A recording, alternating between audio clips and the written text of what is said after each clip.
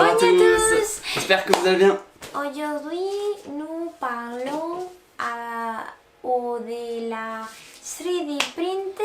Voilà, on va parler de l'imprimante 3D. Donc ça c'est la Annette A8 que vous voyez juste là. Comme vous pouvez le voir, elle est quasiment neuve. Je l'ai depuis un mois et demi, pas plus je crois. Et en tout cas je m'amuse vraiment bien. J'ai imprimé du PLA et du TPU sans faire de modification avec. Donc on m'a préconisé quand même de faire attention avec le TPU en mettant un espèce de petit tube à l'intérieur pour le guider. Mais en tout cas pour l'instant j'ai pas eu de problème. Donc comme vous voyez là c'est du TPU, du plastique vraiment mou. Je vous montrerai après ce qu'on peut imprimer. Et donc là aussi j'ai du PLA. PLA c'est le plastique dur qui permet de faire des pièces n'importe quoi, en dur quoi. Comme je vous montrais ici, voilà, ça c'est les améliorations que j'ai faites. Ça c'est en dur. Ça aussi, ça c'est ce que j'ai fait, des petites molettes et tout. Donc voilà, vous pouvez faire tout ça. Et aussi ce que j'ai fait c'est ça.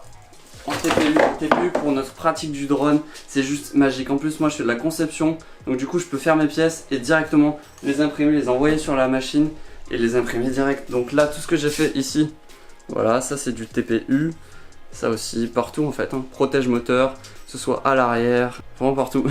Ouais, moi je suis vraiment pas un pro, donc je prends tous les paramètres sur Cura en fait de base pour le TPU. Et pour le PLA, juste je change. Si vous voulez vraiment un tuto dessus, je pourrais vous en faire un. Mais en tout cas là c'était une petite vidéo pour vous la présenter, montrer ce que je fais. J'ai aussi fait des pièces comme ça. Voilà, donc ça c'est des pièces qui mettent quand même 10 heures à imprimer, même un peu plus. Et après des petites pièces comme ça, je vais vous mettre un petit timelapse. Ça met à peu près 45 minutes. Voilà, donc c'est du TPU, c'est des protèges moteurs. Voilà. Donc moi je pense que je vais mettre tout sur Thingiver. Je vais vous mettre des liens aussi. Donc toutes les pièces que je fais, je vais vous les mettre dessus. Comme ça, si vous en voulez, vous pouvez vous les imprimer tout simplement. Regardez, je vais l'allumer. Juste avant de vous montrer, je vais vous dire en fait, ça c'est une imprimante qu'il faut monter en kit, donc de A à Z. Vous recevez tout en pièces détachées, il faut tout simplement les monter soi-même. Donc il y a des tutos vraiment simples sur Banggood, là vous regardez, moi j'ai suivi ceux-là. Et après sur internet, vous les suivez pas à pas. Et il n'y a pas besoin d'être un génie, vous mettez les branchements comme ils disent. Et je sais pas, en 4 heures le truc il est plié, c'est fait.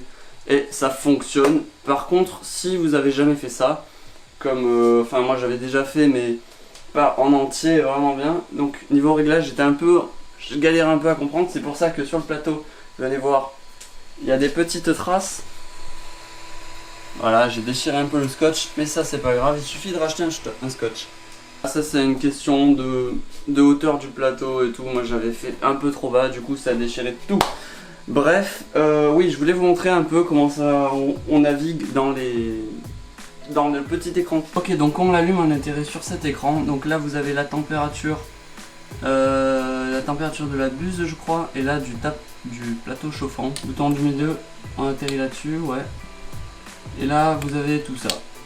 Ok, donc ce qui est important et ce qui est sympa à voir, c'est ça, Settings, qu'on appuie sur All, On. Ok, donc là en fait il s'est mis tout sur les axes en 0, donc comme on peut voir, ici c'est vraiment le point 0.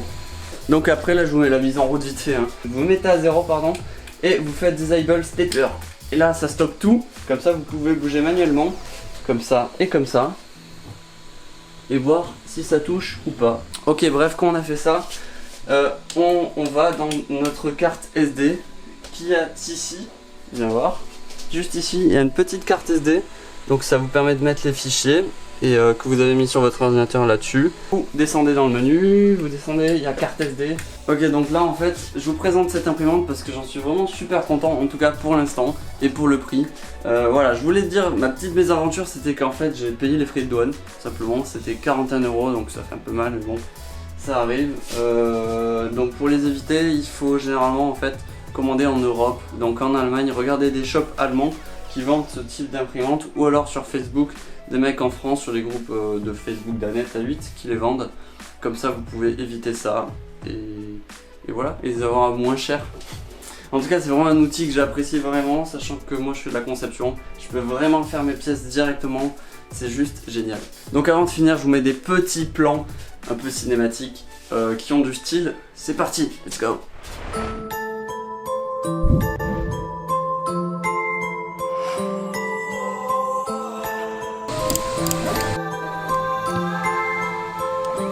I count blessings, not my L's. I stay focused, I don't